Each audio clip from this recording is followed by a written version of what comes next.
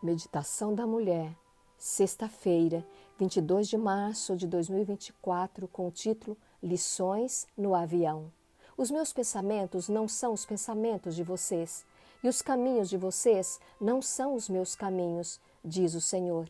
Porque assim como os céus são mais altos do que a terra, assim os meus caminhos são mais altos do que os seus caminhos, e os meus pensamentos são mais altos do que os pensamentos de vocês. Isaías capítulo 55, versículos 8 e 9. Ao fazer uma viagem recente de avião, percebi como tudo é diferente ao ser observado lá de cima. Lugares conhecidos parecem estranhos lá embaixo, às vezes irreconhecíveis. Enquanto apreciava a minha vista do avião, pensei na diferença que uma mudança de perspectiva pode fazer.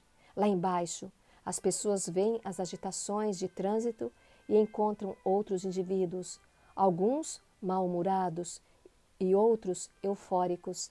Mas da minha visão do avião, tudo lá embaixo parecia sereno. De fato, eu conseguia avistar muito mais lá de cima do que se eu estivesse no chão. O que eu via era o panorama geral do que eu normalmente conseguiria ver se estivesse lá embaixo. Comecei a pensar em como Deus vê tudo de um modo diferente de nós.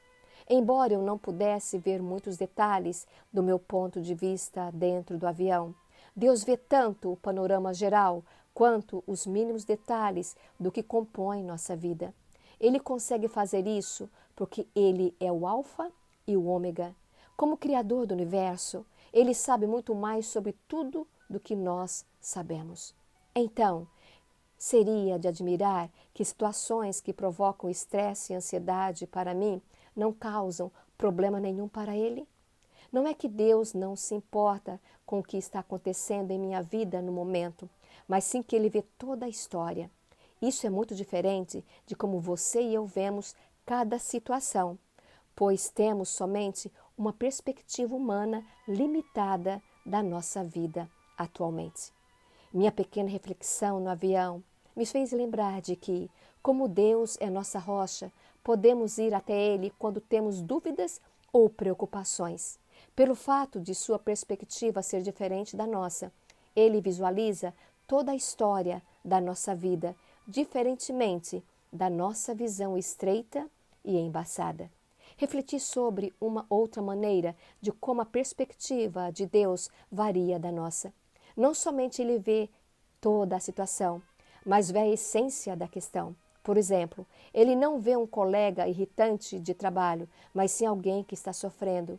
Ele não vê um desconhecido desagradável, mas sim alguém que necessita desesperadamente de amor em sua vida.